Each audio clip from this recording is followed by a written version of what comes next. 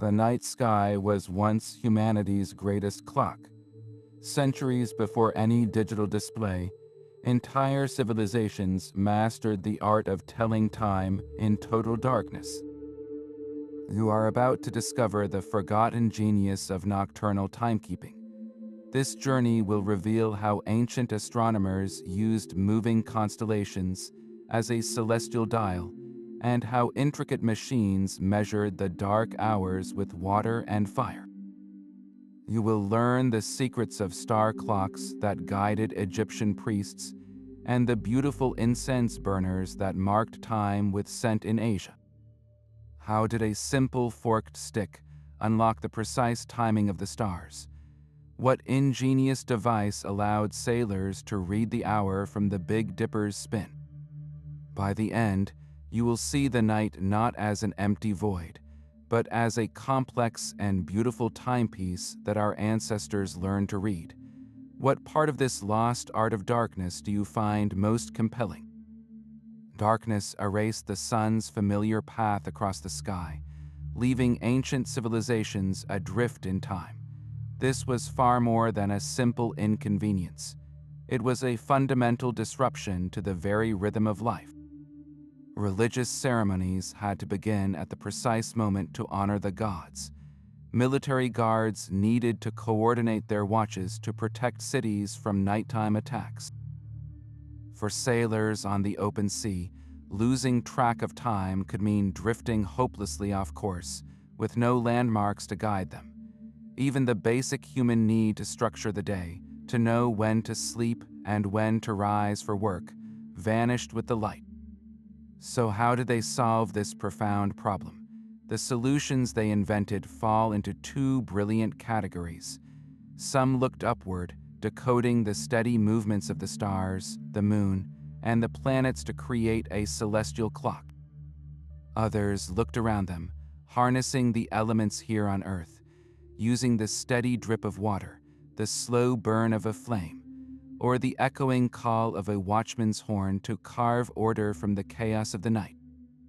Our ancestors first found order in the apparent chaos by simply looking up. They saw that the night was not a static canvas of random lights, but a great turning wheel. Specific stars and constellations would rise in the east, travel in slow, graceful arcs across the heavens, and then set in the west, repeating this journey with unwavering consistency night after night, season after season. This predictable motion became the most fundamental clock imaginable, a celestial dial marking the passage of the dark hours. Imagine a farmer in ancient Mesopotamia.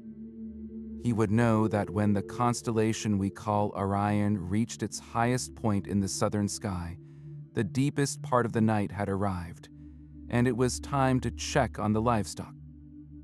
Or a priestess in a North American tribe might observe that the Pleiades star cluster, a tiny shimmering group, was directly overhead, signaling the moment to begin a sacred ceremony.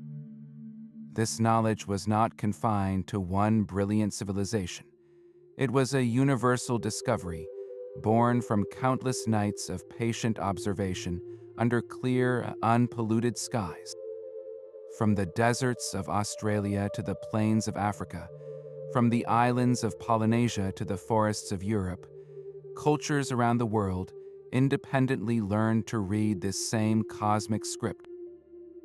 They all realize that the entire dome of the night slowly rotates around a fixed central point, a pivot in the sky. By memorizing the positions of key star patterns at different times, they could tell the time as easily as you might glance at a watch. The entire night sky, in essence, became a giant 24-hour clock face, with the stars as its moving hands. Of all the stars in that turning sky, one held perfectly still. Polaris, the North Star, became the unmoving heart of the entire celestial clock. While every other star appeared to wheel through the darkness, this single, steady point in the northern sky remained fixed.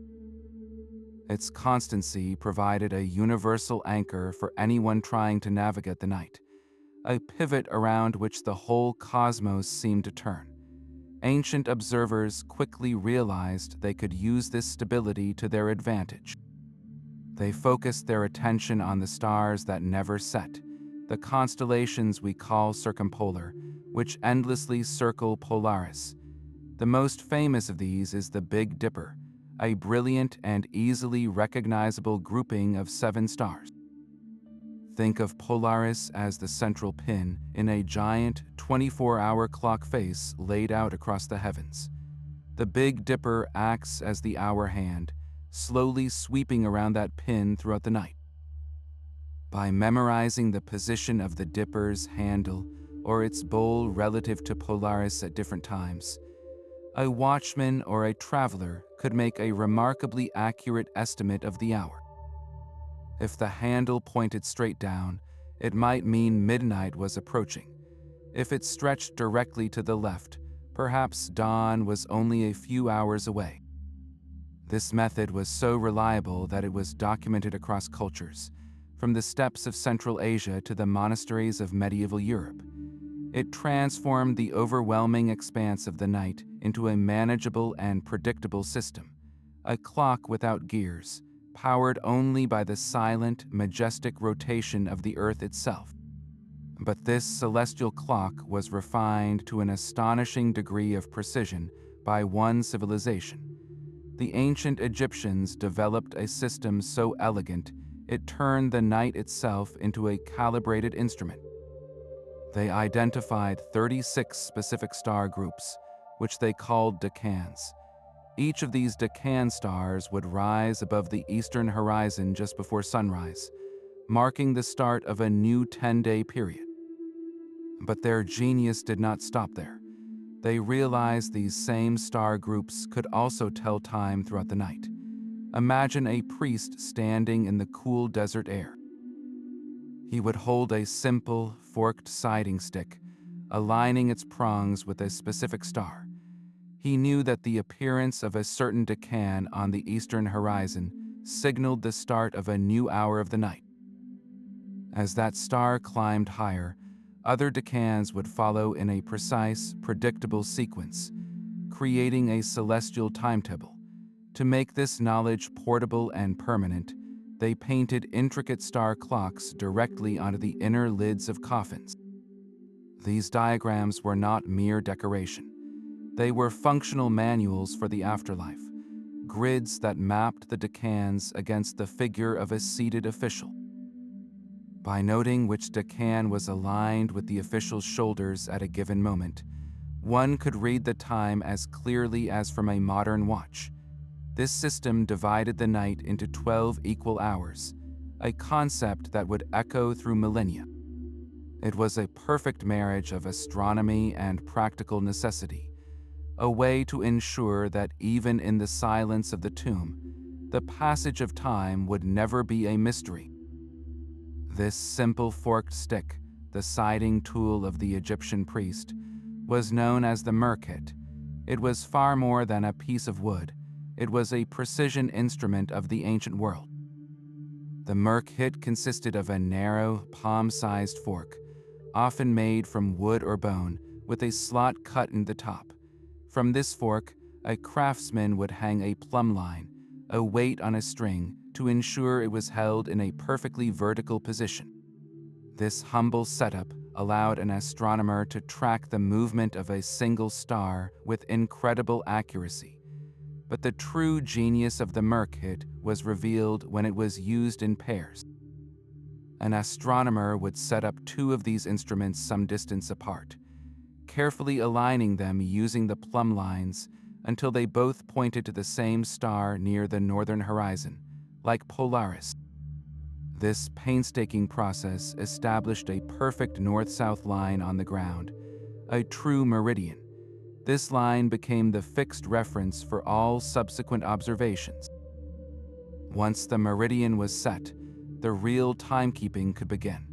The astronomer would then focus one merkhet on a specific decan star as it rose in the east. He would watch patiently as that star traveled across the sky.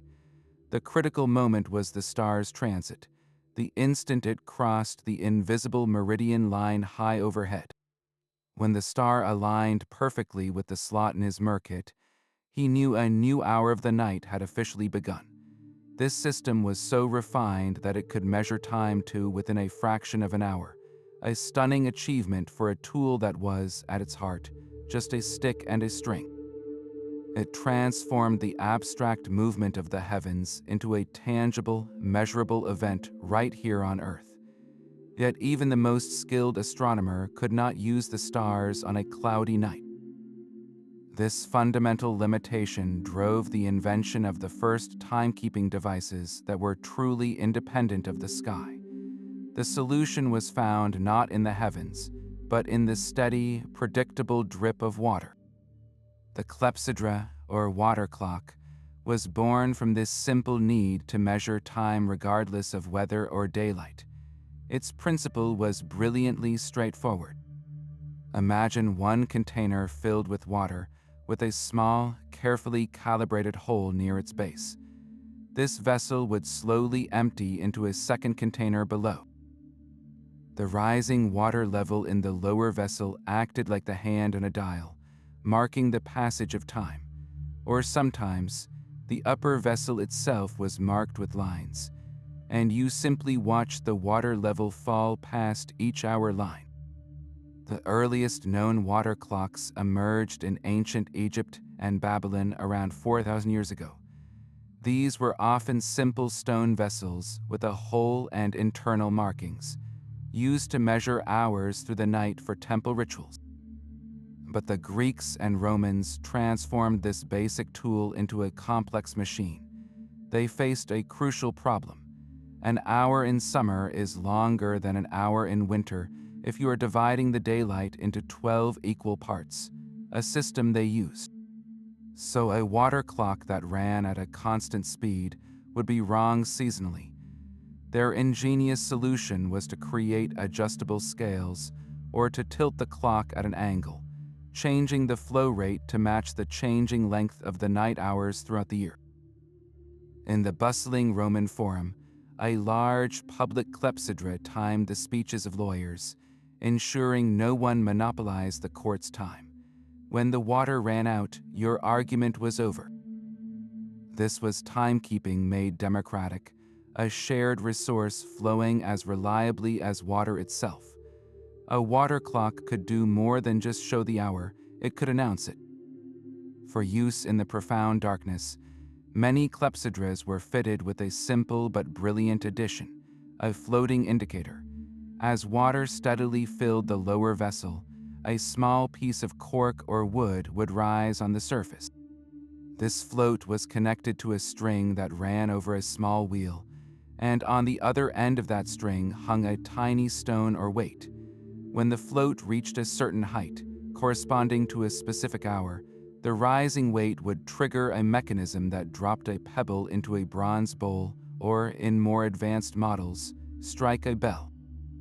This single, clear note ringing out in the silence was a time signal for everyone within earshot, a mechanical voice calling out the progress of the night for those who could not see the dial. This audible alarm transformed the water clock from a visual tool into a shared, public timepiece, ensuring that guards, monks, or entire cities could stay synchronized even in pitch blackness. But the ambition of these devices did not stop with a simple bell. The most sophisticated water clocks evolved into breathtaking mechanical wonders. In ancient Greece and later the Islamic world, engineers built clepsydras that incorporated complex gear trains. These were not merely timekeepers, they were simulations of the cosmos itself. Some featured miniature figures that would appear at windows to mark the hour, while others moved tiny models of the sun, moon, and planets across an ornate dial. One famous design, described by the Roman engineer Vitruvius, used a rotating drum with carefully spaced pegs.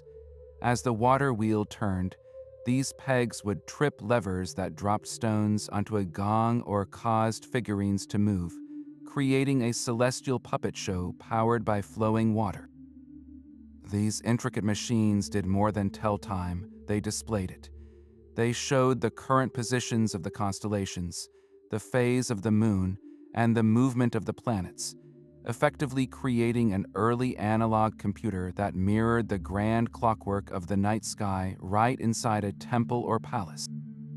While water-powered intricate public displays, a far more personal and portable timekeeper flickered in the privacy of homes and monasteries. The candle clock brought the steady, predictable burn of fire into the service of measuring the night. This was a brilliantly simple idea. A candle of a specific, standardized size and wax composition would burn at a remarkably consistent rate by carefully inscribing lines along its length, each representing the passage of 1 hour. Anyone could watch the flame descend and know how much of the night had melted away. You would light the candle at dusk, and as it burned down past the first mark, then the second, you had a visual gauge of the advancing hours, a tiny beacon against the encroaching dark. This method became deeply woven into the fabric of daily life across medieval Europe and Asia, offering a reliable, affordable way to structure time long after sunset. One of the most famous proponents of this system was the Anglo-Saxon king, Alfred the Great. He was a ruler obsessed with order and the efficient use of his time, day and night. To manage his rigorous schedule of governance, study, and prayer, he reportedly had 6 candles made, each marked into 12 segments. Together, these candles were designed to burn for 24 hours, providing a continuous light-based clock. He even had them placed inside a protective lantern made of thin, translucent animal horn to shield the flame from drafts, ensuring a steady and reliable burn. This allowed him to divide his day and night into strict periods for work, prayer, and rest, his discipline illuminated by the slow, silent consumption of wax. The candle clock was democracy in timekeeping, putting the power to measure the dark hours directly into the hands of anyone with a candle and a steady hand to mark it. The ingenuity of the candle clock did not stop at simple markings. Some designs incorporated a clever auditory alarm, transforming the silent burning of wax into an audible time signal. Craftsmen would embed small metal pins directly into the candle at the precise points marking each hour. As the flame descended and the wax melted away, it would eventually release one of these pins. The metal pin would then drop, landing with a distinct clatter onto a waiting brass or copper plate placed beneath the candle holder. This sharp, percussive sound served as a mechanical rooster crow in the deep of night, a simple but effective way to wake a sleeping monk or signal the changing of a guard without anyone needing to watch the flame. This feature was particularly vital within monastery walls, where the rigid schedule of nighttime prayers, known as vigils, demanded punctuality regardless of the hour. A monk assigned to wake the others could light an alarmed candle before resting, trusting the falling pin to rouse him in time to ring the bells for the community. Yet for all its cleverness, this method had its vulnerabilities. The candle clock's greatest weakness was its dependence on a perfectly consistent environment. An unexpected draft from a window or a doorway could make the flame flicker and dance, causing the wax to melt faster and throwing the entire timeline into chaos. A candle burning in a drafty corridor might lose 3 hours of wax in only 2, making the pin drop prematurely. Despite this fragility, the concept endured for centuries, a testament to the human desire to segment the night, not with the grand turning of stars or the flow of water, but with the intimate, fragile light of a single flame. While the candle's flame was vulnerable to the wind, another timekeeper thrived in the very conditions that would defeat it. The hourglass, with its steady stream of sand, offered a rugged reliability that made it indispensable at sea. We often picture it timing short speeches or brief tasks, but its role in measuring the long, dark hours of a ship's watch was profound. On the treacherous, freezing waters of the North Atlantic, a water clock was useless, its mechanism frozen solid. An hourglass, however, was immune to the cold. Its simple elegance was its strength, two glass bulbs connected by a narrow neck, with just enough fine, dry sand inside to run for a specific period, often 30 minutes. This predictability made it the perfect heartbeat for a ship's nocturnal routine. A vessel's crew was divided into watches, typically 4-hour stretches of duty. To track these immense blocks of time in utter darkness, they relied on a series of hourglasses. A ship's boy, often the youngest member of the crew, had the vital, monotonous task of watching the sand. The moment the upper bulb emptied, he would flip the glass and ring the ship's bell. One stroke for the first half hour, two for the next, and so on, up to 8 bells that marked the end of the 4-hour watch and the change of the crew. This system transformed the featureless night into a structured sequence. The clear, lonely sound of that bell echoing across the dark waves was more than a time signal. It was a promise of order and rotation, telling every sailor in his hammock exactly how much longer he had to rest before his turn on the cold, windy deck.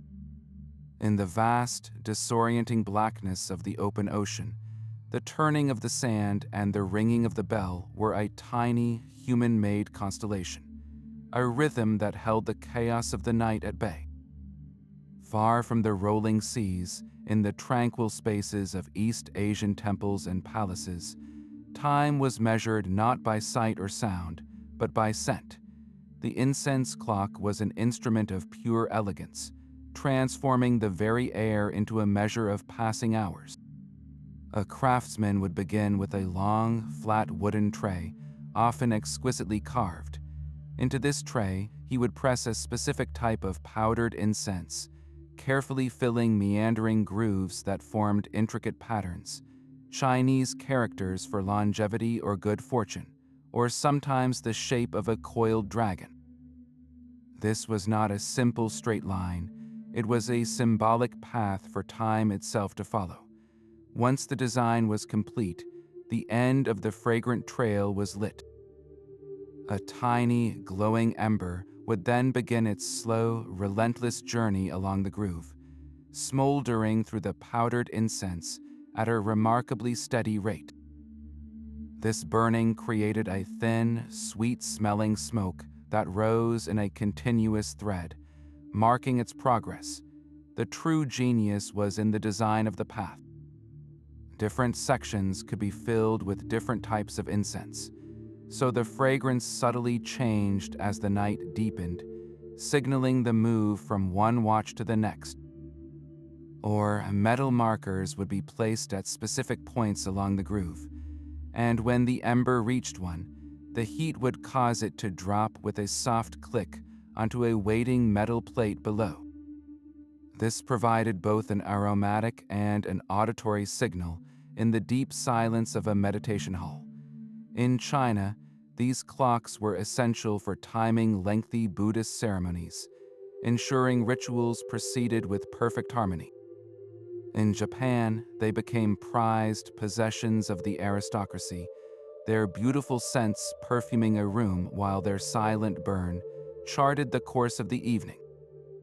This was timekeeping as an art form, engaging multiple senses and turning the invisible passage of moments into something you could literally breathe in.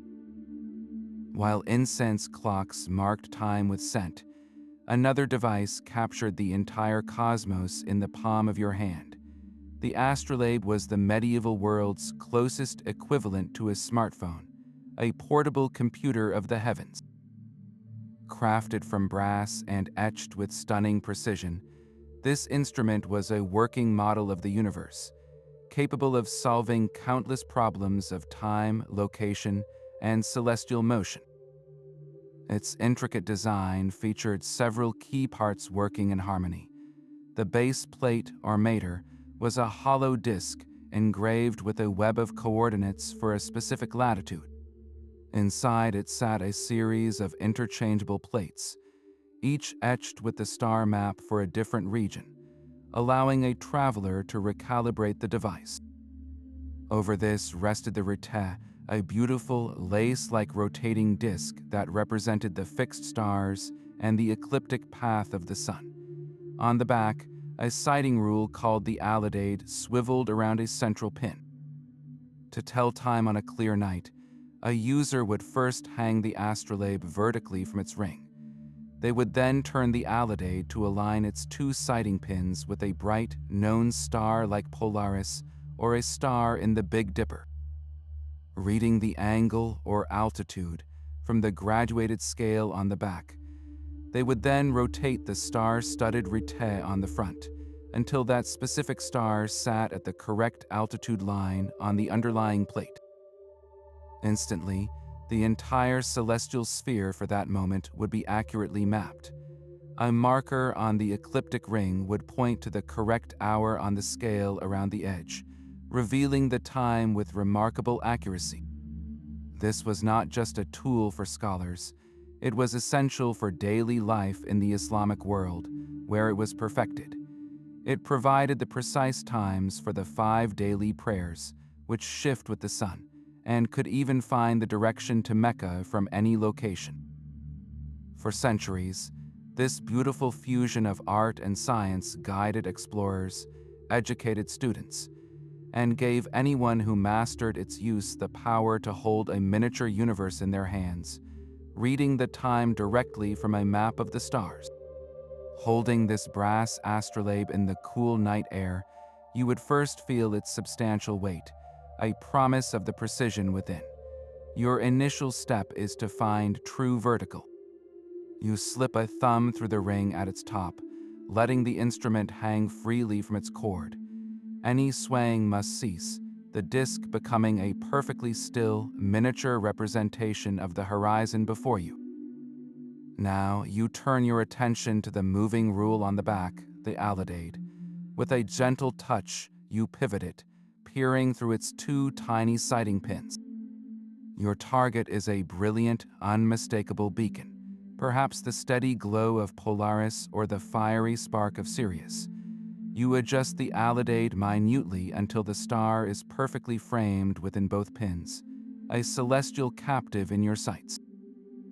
With the alidade now locked in position, your eye moves to the scale etched along the rim of the back plate. You read the number where the alidade's edge crosses the graduated marks. This is the star's altitude, its angle above the horizon, a single, crucial number captured from the vastness of the sky. The real magic happens when you flip the astrolabe over. Here lies the readable, that delicate, web-like map of the most important stars. You select the correct plate underneath for your latitude, a different plate for Cairo than for Paris, and then you begin to turn the readable. You rotate this starry lacework until the specific star you sighted. Its marker, a tiny, intricate pointer on the readable, rests directly over the altitude line you just measured on the plate below. In that moment of alignment, the entire theoretical cosmos snaps into sync with the real sky above you. Think of it as sliding a transparent star chart over a fixed grid until the picture matches the view from your window. With everything now in its true place, you simply look at the scale on the limb, the outer edge of the instrument. A pointer from the readable's ecliptic ring will indicate the exact hour. From a single observation of one star's height, you have decoded the night's precise time, reading it directly from a model of the universe held in the palm of your hand.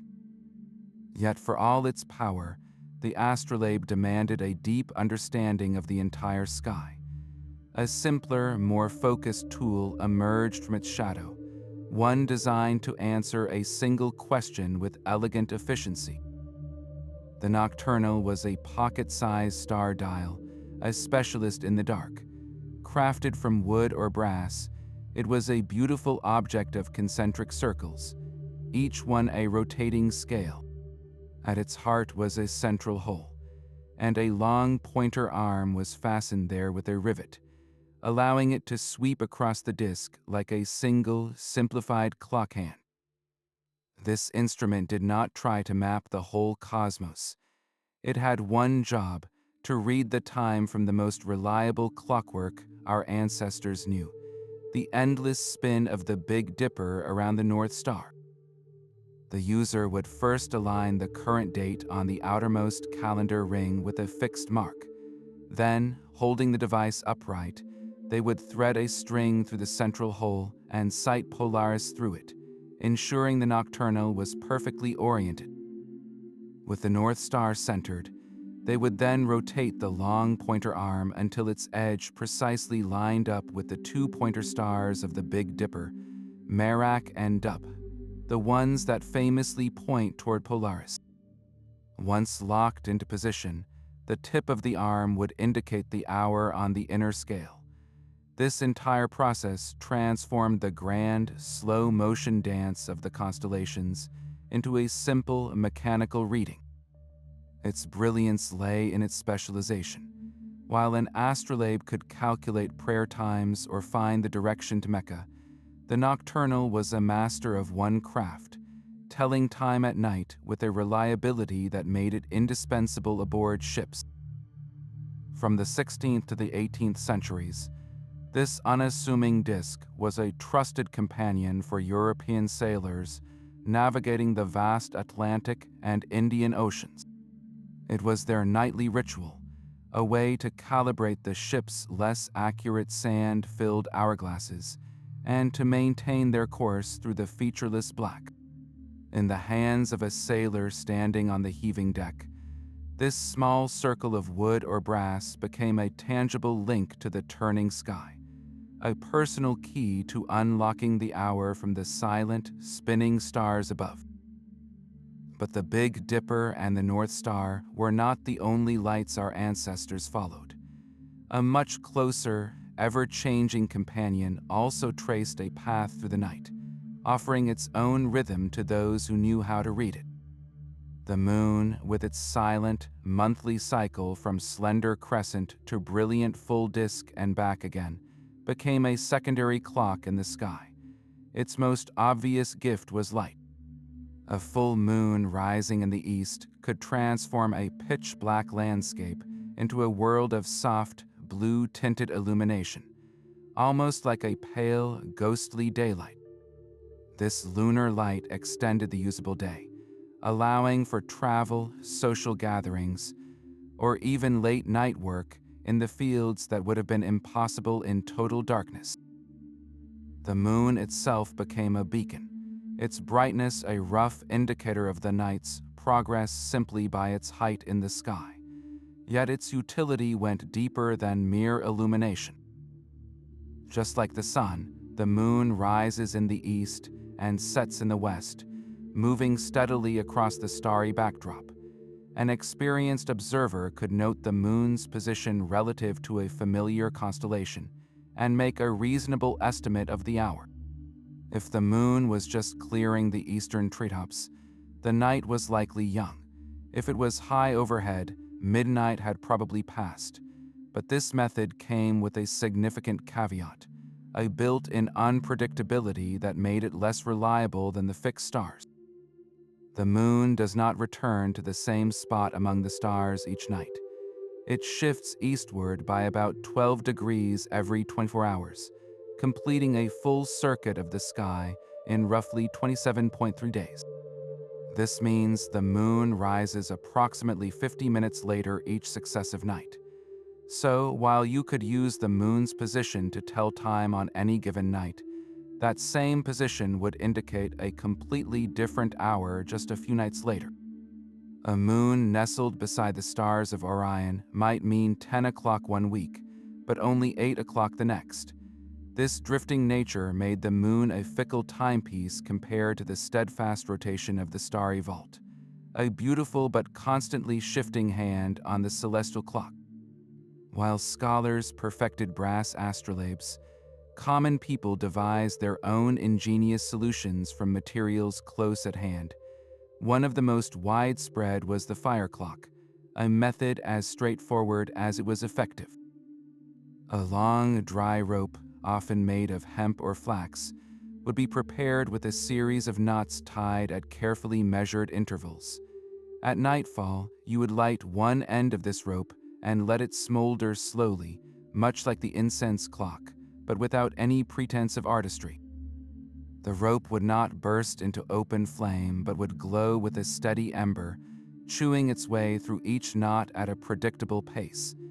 If you awoke in the deep darkness, you could check the rope, count how many knots had turned to ash, and know roughly how much of the night remained. This was timekeeping stripped to its bare essentials, a glowing timeline accessible to even the poorest farmer or shepherd watching over their flock. It required no intricate metalwork, no understanding of the stars, only a length of rope and the knowledge of how fast it burned. The method was so reliable it was used across continents, from the villages of Europe to the nomadic camps of Asia, a shared language of fire and fiber in the universal struggle against the formless night. Beyond crafted tools, people learned to read the time from the living world around them. They noticed that certain flowers kept their own strict schedules, unfurling their petals or releasing their scent only during specific hours of darkness. The night-blooming cereus, for instance, might open its spectacular white blossoms for a single, fragrant hour near midnight, a natural alarm clock for anyone familiar with its habits. Similarly, the evening primrose earns its name by bursting open at dusk, its yellow blooms a silent signal that the day's work was done and the night's vigil had begun. Animal behavior offered another set of cues. The sudden chorus of crickets at a particular hour, the changing songs of nightingales, or the predictable return of bats to their roosts just before dawn all became part of a living almanac. A farmer lying awake might hear the distant howl of a wolf and know, from experience, that morning was still 2 hours away.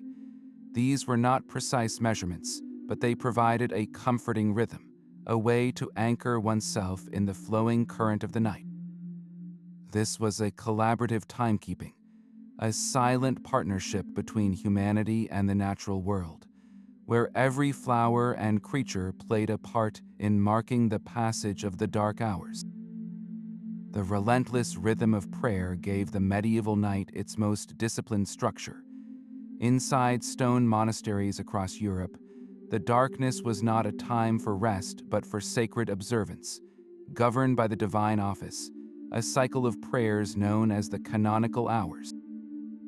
The most challenging of these were the nighttime vigils, matins and lauds, which required the entire community to rise from their slumber and gather in the icy chapel long before dawn. This was not a matter of personal devotion, but a strict institutional mandate, a direct contract with the divine that could not be broken by something as trivial as human exhaustion or the pitch black of a moonless night. The entire monastic life, its spiritual and agricultural cadence, depended on waking at the correct hour. A failure of timekeeping was seen as a failure of faith. To meet this profound need, monasteries became living laboratories for nocturnal timekeeping, employing every tool at their disposal. A designated watchman might track the passage of a specific star across a slit in a chapel window, a human merkhet in a woolen robe. Inside the cloister, a large water clock, or clepsydra, would be meticulously maintained, its steady drip a liquid heartbeat counting down to the moment of prayer. And in the dormitory itself, an alarmed candle clock, with its metal pin poised above a brass plate, offered a more personal failsafe. The monk would light the candle at bedtime, trusting the falling pin to jolt him awake to ring the bell for his brothers. This constant pressing demand for reliable, automated waking calls provided a powerful and consistent incentive for innovation. The monastic obsession with punctual prayer was, in fact, one of the primary forces that spurred European craftsmen to develop the first weight-driven mechanical clocks. These early machines, with their foliate balances and gear trains, were not built for public squares or merchant guilds. They were invented to call the faithful to prayer, to replace the uncertain flame and the freezing water with the relentless turn of an iron wheel. The orderly tick of the clock was born from the sacred silence of the night watch. That sacred need for nocturnal prayer finally found its ultimate answer in the rhythmic tick of iron and brass. Deep within 13th century European monasteries, a revolutionary mechanism began to take shape, an invention that would sever timekeeping from the natural world forever. This was the verge and foliate escapement, the very heart of the first mechanical clocks. Its design was a masterpiece of medieval engineering. A heavy weight, slowly descending on a cord, provided the power, turning a gear train. But without control, that weight would plummet in an instant, making the gears spin uselessly fast. The escapement was the controller, the soul of the machine. At its core was the verge, a vertical rod with two small metal pallets attached to it. As the main gear tried to turn, one of its teeth would catch against a pallet, stopping the mechanism dead. This is where the foliate entered the scene. The foliate was a simple horizontal bar, often with small weights that could be slid back and forth, attached to the top of the verge. The pressure from the caught gear tooth would push the pallet, causing the verge to rotate slightly. This rotation made the heavy foliate bar swing back and forth. With each swing, the pallet would release the gear tooth, allowing the gear to advance by just one notch before the other pallet on the verge caught the next tooth. This continuous cycle, the repetitive locking and unlocking, transformed the weight's frantic drop into a slow, measured series of ticks and tocks, governed entirely by the lazy, oscillating swing of the foliate bar. These early clocks were wildly inaccurate by our standards, losing or gaining 15 minutes or more each day. Their timing depended entirely on the friction in the gears and the inertia of the foliate, a system easily disturbed by temperature changes or wear. Yet their inaccuracy was utterly beside the point. For the first time in human history, a machine was measuring the passage of time purely through its own mechanical rhythm, independent of the sun, the stars, or the flow of water. It marked a profound philosophical shift, a declaration that time was a force that could be contained and counted by human ingenuity alone, and they were far from silent. The most important part of these tower clocks was not the intricate gear train hidden inside, but the massive external bell. A separate mechanism, called a striking train, would trigger a heavy hammer to slam into this bell at the appointed hour. The sound was immense, a thunderous voice that could be heard across an entire town, cutting through the deepest night or the thickest fog. This bell did not just wake monks for prayer. It announced the time to every citizen, baker, and night watchman within earshot, creating a shared, public time that governed the community's life, unshackled from the cycles of day and night. The night was no longer a void of unknown duration, but a space neatly segmented by the authoritative, regular chime of the clock. The thunderous voice of the tower clock did more than just mark the hour. It redefined the very fabric of urban darkness. For the first time, the night became a shared experience, synchronized by a single authoritative sound. In the 14th century, the great mechanical clocks installed in church towers and town halls across Europe began their relentless public duty. Their deep, resonant bells would crash through the silence every hour, a sound that carried over sleeping rooftops and down narrow, cobbled streets. This was a revolution in community life. Inside their homes, citizens no longer had to guess at the time or rely on a personal candle clock. A baker, woken by the sound of 4 bells echoing in the blackness, knew he had precisely 2 hours until he needed to start his ovens for the morning bread. The night watchmen, patrolling with their lanterns, now had an official schedule to follow. Their patrols were timed to the clock's chimes, creating a predictable rhythm of security that replaced the uncertain, solitary vigils of the past. The entire town, from the richest merchant to the poorest laborer, was now bound together by this common temporal reference. The night was no longer a private, mysterious interval measured differently in every household. It was a public space, segmented and governed by the iron heart of the clock tower. This shared time fostered a new sense of order and collective identity, turning a city's population from a group of individuals into a synchronized community, all listening to the same mechanical heartbeat in the dark. Out on the open ocean, the relentless need to find longitude pushed celestial timekeeping to its absolute limits. While the Nocturnal could read the hour from the Big Dipper, sailors on long voyages needed a more universal method, one that could work with any bright body in the sky. This is where 2 deceptively simple wooden instruments entered the scene: the cross staff and its more refined successor, the backstaff. Both were designed to answer one critical question: how high is that star or moon above the horizon? The cross staff was the older of the 2, a plain piece of wood consisting of a main staff about 30 inches long and a smaller, sliding crosspiece. To use it, a sailor would place one end of the main staff against his cheekbone just below his eye.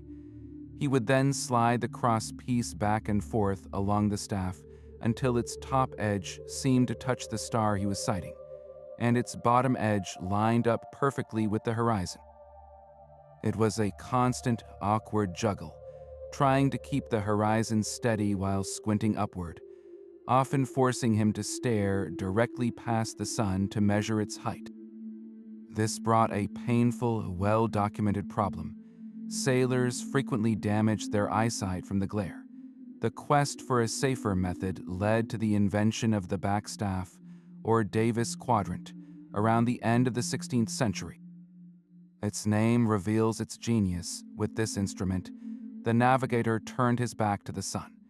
He used a series of shadows and mirrors to align the horizon and the celestial body without ever having to look directly at it. A brilliant solution that preserved vision and improved accuracy.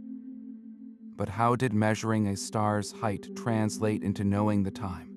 The key was in the combination of this measurement with a set of astronomical tables, almanacs that predicted the precise positions of the sun, moon, and stars for every hour of every day, years in advance. A sailor would use his backstaff to measure the exact altitude of, for instance, the moon. He would then consult his almanac, which would tell him that at that specific altitude, for his estimated latitude, the time in Greenwich, England was exactly 2 in the morning. By comparing that Greenwich time to the local time he determined by observing the stars, he could calculate the time difference. Since every hour of difference equals 15 degrees of longitude, he could finally pinpoint how far east or west he had traveled.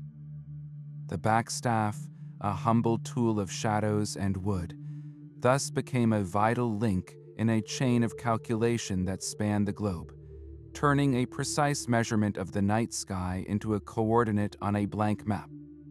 The mechanical clock's noisy inaccuracy was finally solved by a quiet, swinging weight. In 1656, the Dutch scientist Christian Huygens transformed timekeeping forever by harnessing the simple, repetitive motion of the pendulum. His invention was a revelation in physics, not just mechanics. A pendulum, when suspended and set in motion, has a natural period of oscillation dictated almost entirely by its length. It resists being sped up or slowed down, swinging back and forth with a mesmerizing, unvarying rhythm. Huygens' genius was to connect this reliable oscillator to the existing verge escapement of a clock. The old, clumsy foliate bar was replaced by the pendulum's elegant swing. With each tick, the pendulum's motion allowed the escapement to release the gear train for one precise, tiny advance, and with each tock, it locked the mechanism again. This partnership between the swinging pendulum and the ticking escapement created a feedback loop of near-perfect regulation. The improvement was nothing short of spectacular. Where the best foliate clocks might gain or lose 15 minutes a day, an early pendulum clock could be accurate to within a few seconds. This was not a minor upgrade, it was a 1,000-fold increase in precision. For the first time, a clock could be trusted to tell the correct time not just for an hour, but for days and weeks on end. This new reliability shattered the final barrier to bringing precise time into the private sphere. Wealthy merchants and aristocrats could now own a Lancase clock, a tall, stately piece of furniture often called a grandfather clock, that would stand in their own hall or study. No longer did they need to listen for the distant, public chime of the church bell. They could glance at the moon phase dial on their own clock's face, or listen to its sonorous chime marking the hour from within their own home, even in the deepest, most silent hours of the night. The pendulum had tamed time, turning the night from a sequence of roughly estimated watches into a perfectly measured and privately owned commodity. The pendulum's precision paved the way for an even more profound shift, a clock you could carry in your pocket.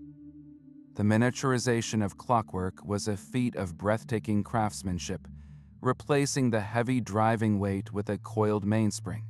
This tiny, powerful spring, wound tight with a key, became the heartbeat of a new kind of timepiece, the pocket watch. For the first century of their existence, these were exquisite luxuries, affordable only to nobility and the wealthiest merchants. They were statements of status and technological marvels, often encased in gold or silver and engraved with intricate scenes. But their proliferation marked a quiet revolution in human experience. Time was no longer a public resource announced from a tower or a household rhythm kept by a grandfather clock. It was becoming a personal possession, a private secret ticking against one's chest. This new intimacy with time, however, presented a very old problem. How do you rate a tiny, intricate dial in the middle of a moonless night? Striking a light with a tinderbox was a slow, cumbersome process, and the brief, sulphurous flare of an early match would ruin one's night vision. The solution was as ingenious as the watch itself, a mechanism that allowed you to hear the time.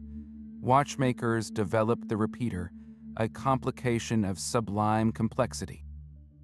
By pressing a button or sliding a bolt on the watch's case, the owner would trigger a tiny sequence of chimes. A low-toned gong would sound for the hours. Then, a higher-pitched bell would ring for the quarter hours since the last hour. If you pressed the button and heard 2 low gongs followed by 3 high chimes, you knew it was 2:15 in the morning, all without ever fumbling for a candle. In the absolute blackness of a curtained bedchamber or a foggy, lampless street, this was nothing short of magical. The pocket watch, with its silent, personal tick and its audible, on-demand chime, finally severed the last cord tethering the individual to the public measurement of the night. The dark hours were now yours to know in perfect privacy, a secret whispered by a machine of brass and steel. The gentle glow of the oil lamp and the steady hiss of gaslight did more than just push back the darkness. They quietly revolutionized our relationship with nighttime itself. For centuries, reading a clock after sunset required effort, a special tool, or a trip outside to see the stars. But throughout the 1800s, as improved argand oil lamps with their brighter, cleaner flames spread through homes, and as entire cities began to install networks of gas pipes feeding streetlights and shop windows, the night became a newly accessible space. Suddenly, the clock on the mantelpiece or the watch in your pocket was perfectly legible at any hour. You could wake in the middle of the night, and without fumbling for a tinderbox or straining to hear a repeater's chime, simply glance across the room to see the time illuminated by the soft light of your lamp. This was a profound psychological shift. The act of telling time was demystified, stripped of its ancient complexity.